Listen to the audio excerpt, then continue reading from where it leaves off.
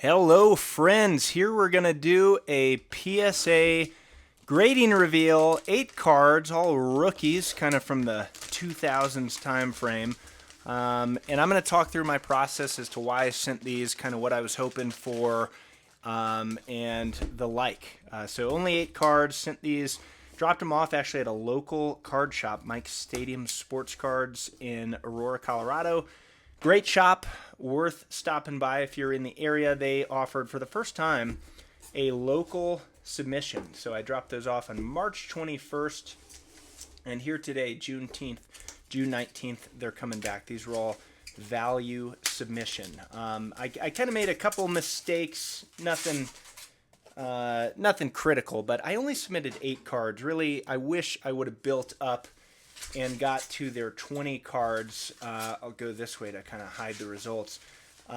Should have done 20 cards to save a little bit money on the grading fee per card, but opted not to do that. Why? Well, a 3-month turn time is a long time to keep potentially 20 cards locked up from potential revenue. And so I just said, hey, let's grade these, see what happens, and yeah, we're gonna pay a little bit more per card. So ultimately, after their shipping and insurance or whatever they do, it was roughly $30 per card, which is higher than I'd like. But some of these are gonna stick in the personal collection. Some of these are gonna be listed for sale, and so just to get these back is something I was looking forward to. So we'll walk through this. Let me grab some graded card sleeves first. Always a good idea to keep those handy for situations like these. So up first, 2008 Topps Updates and Highlights, Clayton Kershaw. This all 8 of these cards, I should say, all rookies. 2 of them are golds.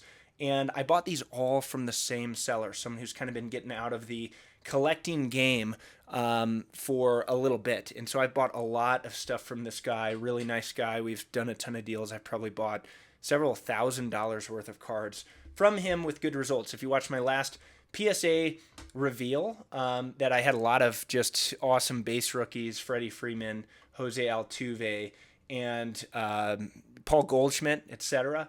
They all graded really well. So I was hoping for similar results here. This is an iconic card, and going into this, to the naked eye, all of these cards, I was thinking at worst an 8, at the worst case. So we're hoping for nothing lower than an 8, ideally some 10s, some 9s, and probably a few 8s just because that's how the cookie crumbles.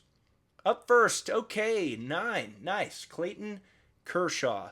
I bought this actually in a lot with the next 2 cards. So Votto, Scherzer, and Kershaw, along with a lot of 2008 Topps bulk base cards. And I want to say it was purchased around $200 for everything.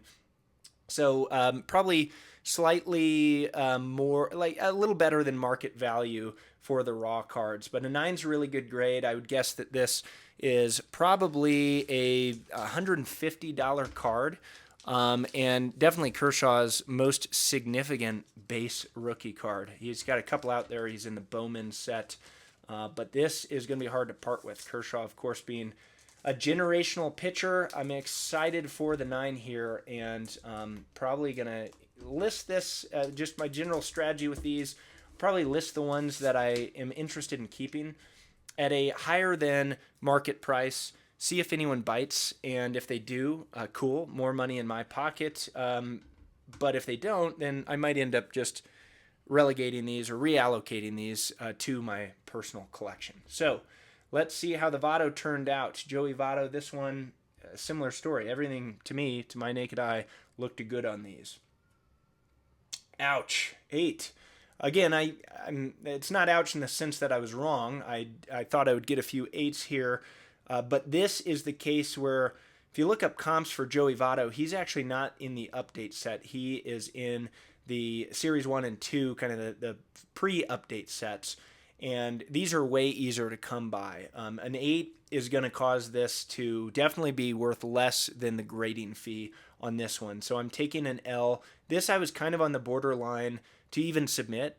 even though Votto, in my opinion, is a future Hall of Famer, and who can turn down a base tops rookie of a future Hall of Famer, Votto just doesn't have the collector firepower and demand that a guy like Kershaw has. So this one almost necessitated a 10, certainly would require a 9 to kind of reach that break-even cost on the grading fee alone. So not the best result in the world, but you got to keep in mind an 8 is still a good condition card. And if we're looking at this one, it presents very, very nicely. But this is the situation where, hey, probably would have been better off not submitting this for grading. All right, next one from the same lot that I bought. Here is Max Scherzer. I love this 08 Topps design, especially saying D-backs at the top. I just think is really cool, really a clean design. Great rookie class. Evan Longoria also in the rookie class, but I don't see him as a Hall of Famer. I see Kershaw, Votto, and Scherzer. So let's check this one. Hey, now we're talking. Jim Mint 10. Awesome. I did some research on comps on kind of the 8, 9, and 10 category, and this is part of my research that goes into what I do choose to submit. So for this era of cards, and everything today happens to be from 2008 or 2011, but this era, which I just call the modern era, I don't know if there's a better name for it, but anything from, say, 2001 to like 2017, maybe 2018 would be the cutoff. I can do the research on 8, 9s, and 10s. I wouldn't submit anything that I think would get lower than that. Obviously, things happen. Sometimes that happens. But I believe a Jim Mint 10 Scherzer is kind of in the $150 range as well, similar to the PSA 9 Kershaw, I should say. So this is awesome. This is going to be hard to part with. I love, especially just thinking as a baseball fan, as a collector, hard to go wrong with a PSA 10 of a future Hall of Famer. And I do think the values will maintain over time. You know, it's not going to go to the moon.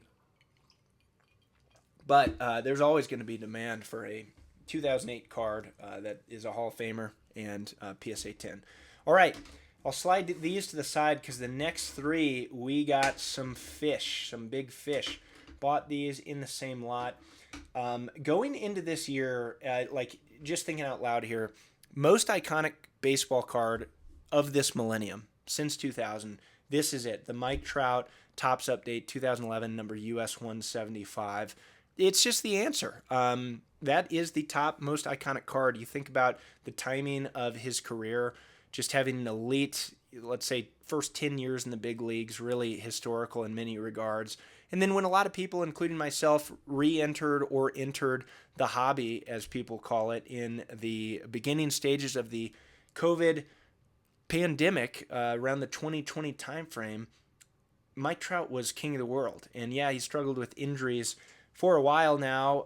Still performed when he's healthy, but this card is awesome, and it is going to be in demand in the future. I don't know. I'm not trying to predict where values will go, but like this base rookie card in a PSA 8 is roughly a $300 card. PSA 9, roughly a $400 card. In a PSA 10, you know, anywhere from $900 to $1,000 for a base card. I mean, just think of the opportunity if you had just stashed Mike Trouts. Of course, no one did that. Hindsight's 2020. I definitely didn't do that. These are the first 3 Trouts that I'm considering keeping for my personal collection. I did actually sell a raw one earlier this year that I thought it would have come back like a 6 because it had some noticeable wear. And even that sold for over $200 for a raw Mike Trout base card. So that's crazy here. So we'll flip these in sequence.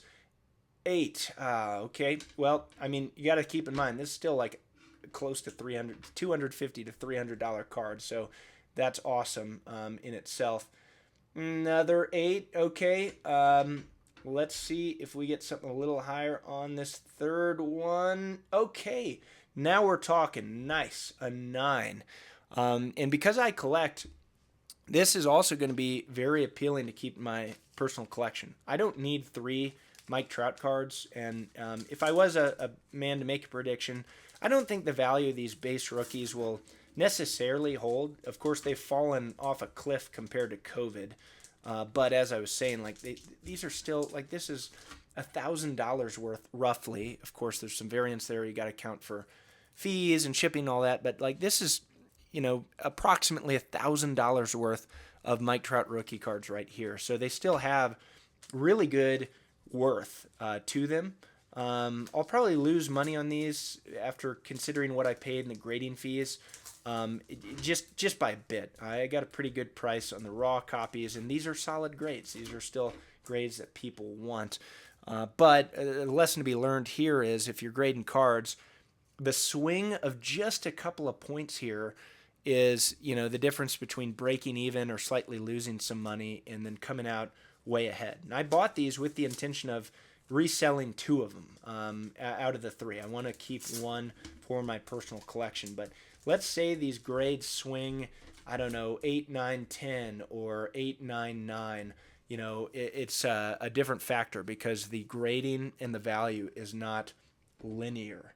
So that said, these 2 will be listed for sale. I'll list this one as well, but probably at a higher price than what it's worth. And again, if someone buys it, great. I could always reinvest and buy another Trout, but I kind of want to keep this for the personal collection. So what a beautiful card. Just an iconic card. Wish I would have had a point or 2 more on these grades, but hey, what can you do? I am not the perfect pre-grader of things.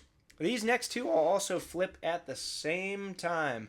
These are golds. I love Topps Gold. If you've watched my channel before, you know that is one of my peak collecting interest. I do think Goldschmidt and Altuve are future Hall of Famers. These guys are also in the iconic 2011 Topps update set along with Trout, and these are my first 2 golds of these guys. So coming up first, Goldie. I knew this was a little off center going in, so 0 chances at a 10 in my mind, but a 9 could be nice.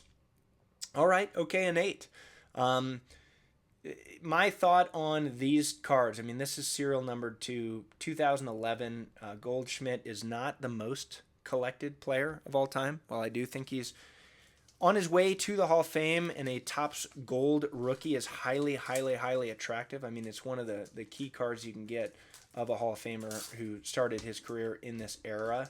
I don't think an 8 really adds too much value to the raw one. Probably a little bit. It's probably true it does a little bit. That said, because I don't want to sell this, personal collection is, do what you want. That's my general thought there. And so this is going to go next to my Manny Machado 2013 PSA 10 gold rookie card in terms of future Hall of Fame Topps Gold rookies. So really not upset with that. Obviously would have wanted higher, but you can see the centering here. I knew it was not going to Jim. So have to do a closer inspection as to maybe why it got an 8 versus 9, but an 8's pretty good. All right, up last, 8th card of the deal. Altuve, he's got a bigger following than Goldschmidt and thus higher prices. In this one, very nice, 9. So this one is a real solid grade. Hard to find comps on some of these more rare serial numbered type rookies.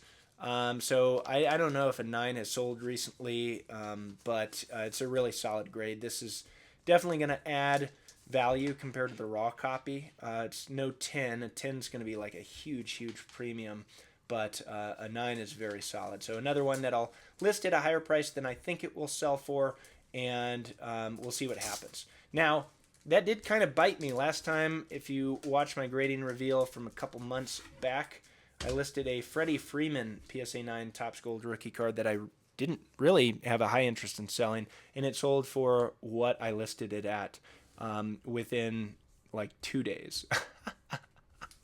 So you got to be careful. Like, truly the adage is like, don't list it unless you're comfortable selling it at that price. So we'll be a little more careful here, and maybe someone will pull the trigger. So thanks for watching. That's kind of my mindset going into this really small order. I love this era of cards, probably my favorite era of cards. Obviously has something to do with my age and guys I've grown up watching. Kind of crazy that all these guys, besides Votto, are still active in the big leagues, probably in the twilight years of their careers. But super fun order, some cool iconic cards.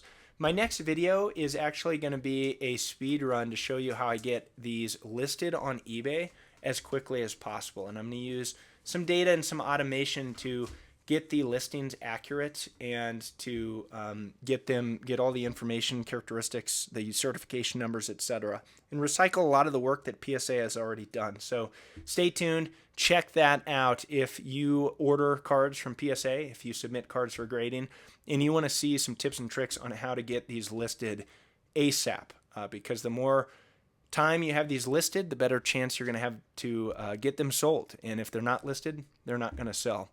Thanks for watching. We'll catch you on that next video.